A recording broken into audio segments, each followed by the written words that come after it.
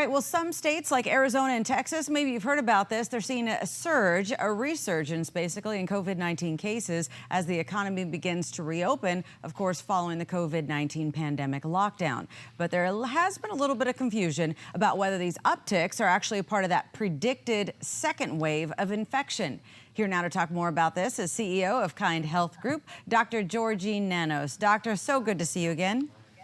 Hi, great to see you too. Well, I always appreciate the fact that you can lend us some actual medical insight on these things that we hear being circulated either on social media or in the news. So first of all, this rise in cases that we see in like Texas and Arizona, is this a part of that expected second wave?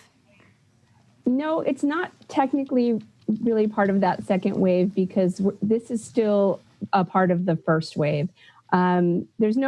We don't have necessarily a formal definition of a second wave, but generally we like to see at least a 4 to 8 week steady decrease, which hasn't really happened yet. So this is just still part of the first wave, really. So does it concern you, or is this something just expected as places opened up and folks were starting to interact once again? Is this like what you would be not surprised by then? No, it's not surprising at all, given that we're seeing more opening of establishments and businesses. We're also doing more testing, so that is a factor as well. So as we're testing more, you're going to see more cases being recorded as well. So we have to factor that in also. What about this second wave? Explain it to me, because from my understanding, the second wave that the medical experts are talking about is in fall, when it's also going to coincide with flu season and folks are going to be indoors a little more. Is that accurate?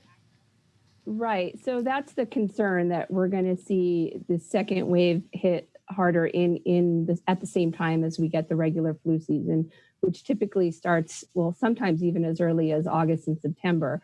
So that's why it's really important to try our best to get COVID-19 under control as quickly as possible now in the summer, so that we are ready and equipped to handle anything that may come at us this fall. You know, there's a lot of focus on, the number of cases, and now it looks like there's an uptick in certain areas. But what about the medical science behind the idea that as we are interacting with folks again, we're also being exposed probably to COVID-19 and also developing antibodies that we are sharing as well? Is there any factual base to that? Well, we're not necessarily sharing antibodies unless we are actually getting COVID-19. So you can't spread antibodies, but you can spread the virus itself, which then eventually gives you antibodies. So there's no person-to-person transmission of antibodies themselves, just the virus.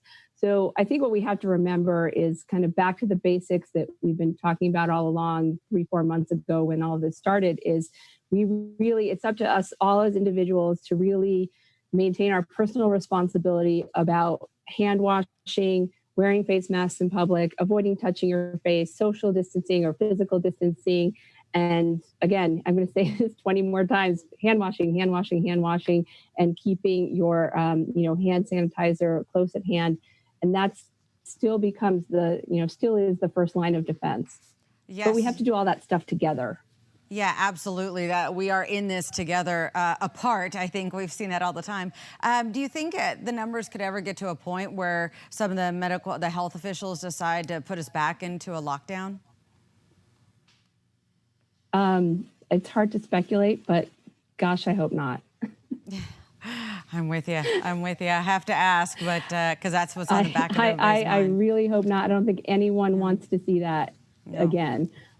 So that's why we all have to really do our part and really follow these guidelines about wearing face masks in public, and really just being very, very cautious about everything. All of our activities are interconnected with each other, and really taking responsibility to make sure that we can keep our communities safe so that we don't have to even come close to doing anything like this again.